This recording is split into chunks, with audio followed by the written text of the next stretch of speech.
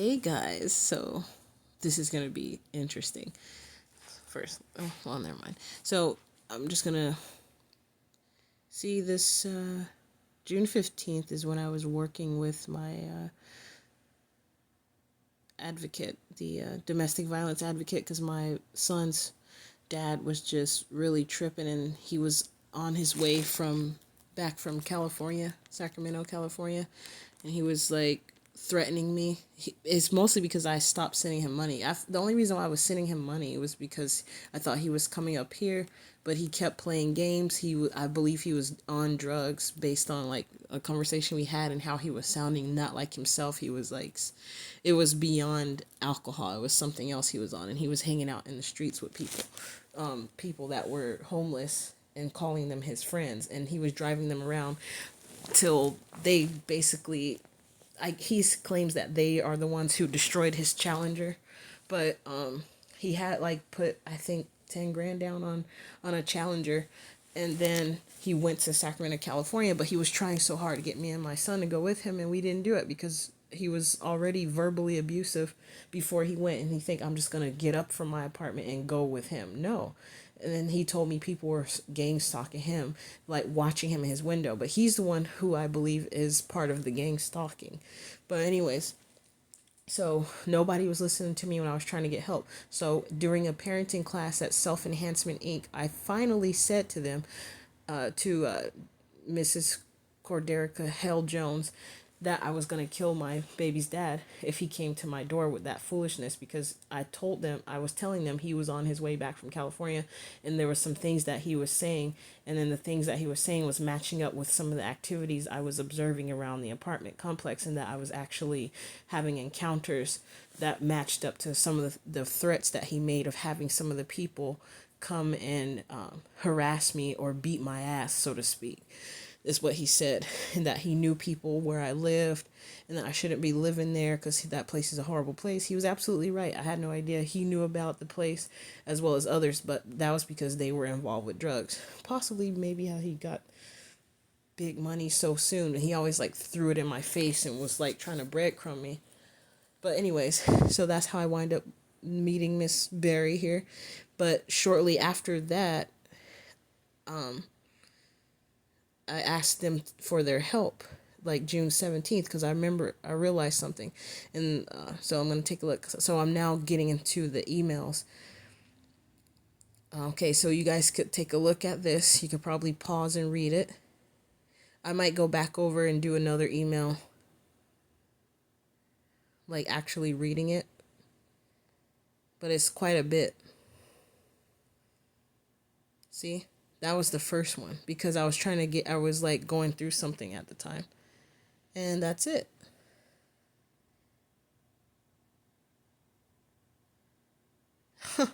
I'm still scrolling. Wow, no wonder no one ever got back to me. But the thing is, because oh yeah, I put the original email. Okay, so the email actually stopped up here. But then I put the other email here because I was asking for help because of what I was going through. That's quite a bit.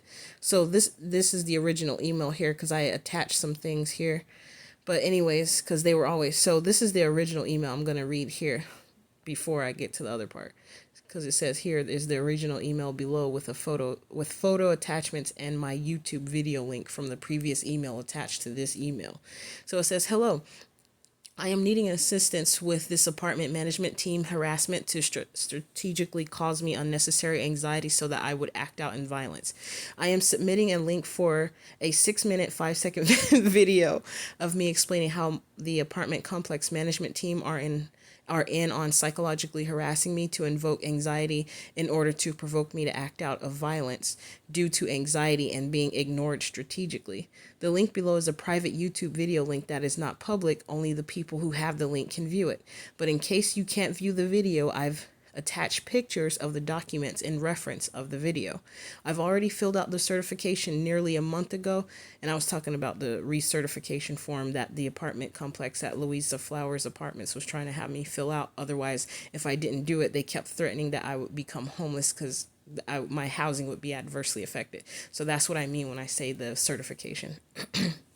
excuse me, nearly a month ago, and all I needed to do was provide verification. But every time I came to the office, they were either on early lunch or closed, or closed the office early. I have a video of me going to the office showing that they closed early, and I was talking to one of the maintenance men who happened to come out of a side room in the lobby at the same time, and I spoke with him. And he stated that he doesn't know why they closed the office early, and they've had residents stand outside and wait to tell me that the vandalism that happened in the office could cause someone to take keys out of the office and come into my apartment. I have it on video. They're orchestrating harassment psychologically to cause me unnecessary anxiety so that I will lash out in violence. And they've done this to other people as well, but I'm just speaking in my case here, guys. So one final thing I would like to add is back in 2022, they've done the same thing, saying that it was time for me to do recertification after just 4 months of me living in the apartment unit, when I've already done the certification when I initially moved in. Then they were telling me that if I don't have it done by the end of that week, which was back a week prior to Thanksgiving of 2022, and they gave me short notice within the same week to get it done in that week.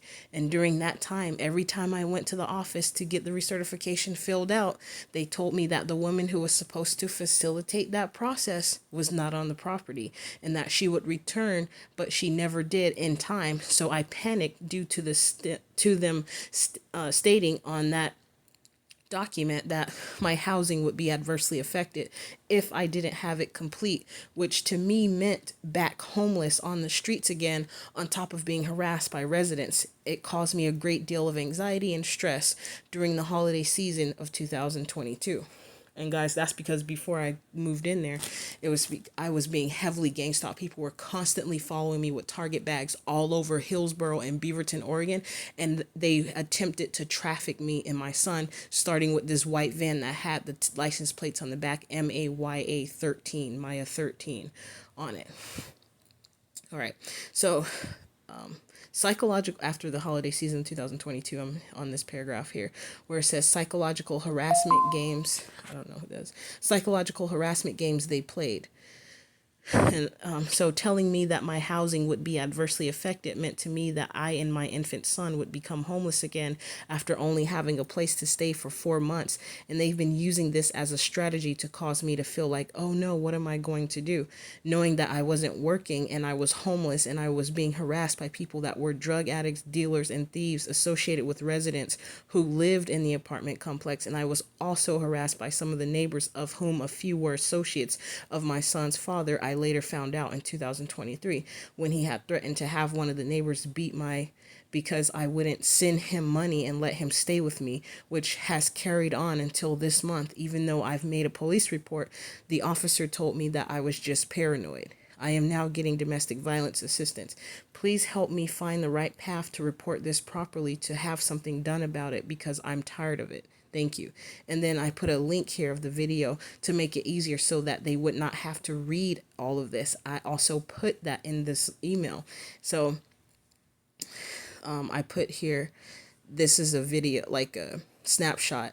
They were basically saying I need to have my recertification done. They put this on my door after I just not too long ago went to the office and told them that they already filled out the paperwork. And in fact, JJ, aka Jordanos Lincoln of the Louisa Flowers Apartments, was the one who filled that form out for me in front of my face. He had the pen in hand, and he is the one who filled it out.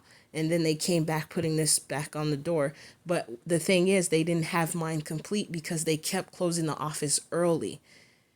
And they came, I also want to add, they came in late as well. They were supposed to be in there, 7 o'clock in the morning. They was coming in like 9:30 in the morning, and then they'll go on lunch for an hour at like 12 or 1 o'clock, 12 o'clock, sometimes 1 o'clock, and come back, and then they'll be in there for about maybe an hour to two, maybe 2.5, 3 hours, and then they were gone. So if it was 1, 2, so it'll be like 2.5 hours at the latest, and then they were out of the office. They were supposed to be, it said originally they closed at 5:30, then it said 4:30.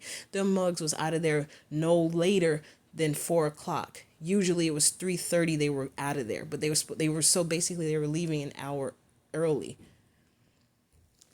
And this is just part one because I don't want to make the video too long, but this is just to show like some of the tactics that apartment managers or the management team, the leasing agents and the manager uses to frustrate some of the people, and on knowing that they have other things that's going on. And just if that person does happen to be using drugs, excuse me, which at this time I wasn't. If anything, I was drinking alcohol, but I wasn't using like marijuana. That was the drug of choice that I used, which was marijuana, and then I would have alcohol.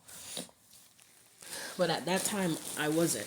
So just imagine them also having an abusive partner.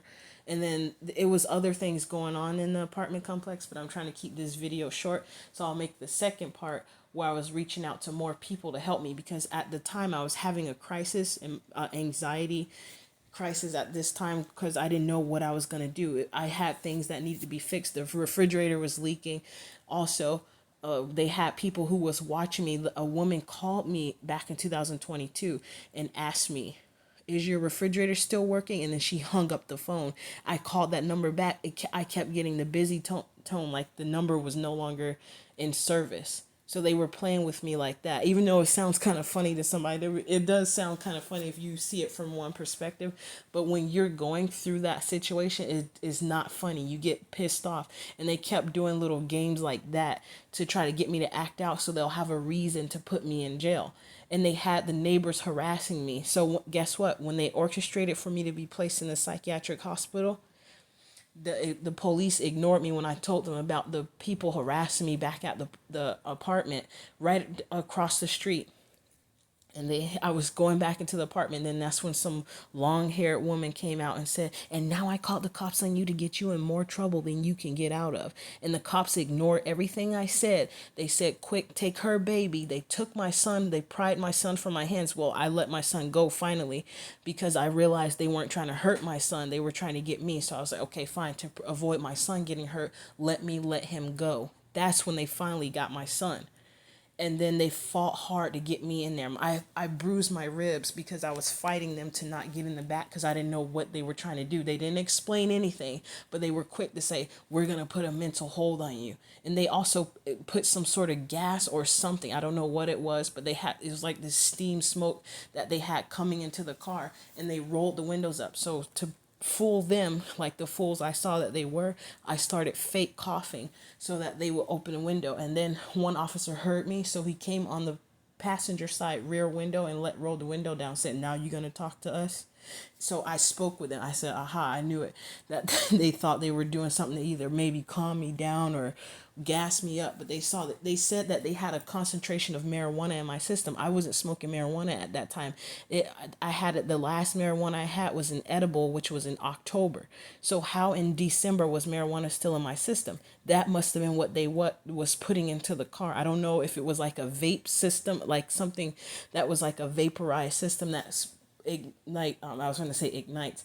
That I guess I was going to say something like the word exudes smoke. All I know is I saw steam or some sort of smoke coming in. I could tell that they was trying to like smoke me out or something. So that was their excuse. Police be doing stuff like that. So be careful out there, guys. And you clearly see it on other YouTube videos about police even doing drugs when they got somebody. There's a cop that I saw that started snorting the cocaine in the man's car, and the man caught it on camera.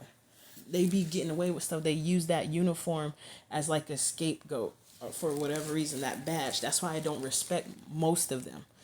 So yeah, that's just the first part of these emails, and then I'll come back and do the second part when I started reaching out for further assistance to other agencies and how they all ignored me, and then on top of the dude at CPS saying he think I'm looking for something to happen that doesn't exist.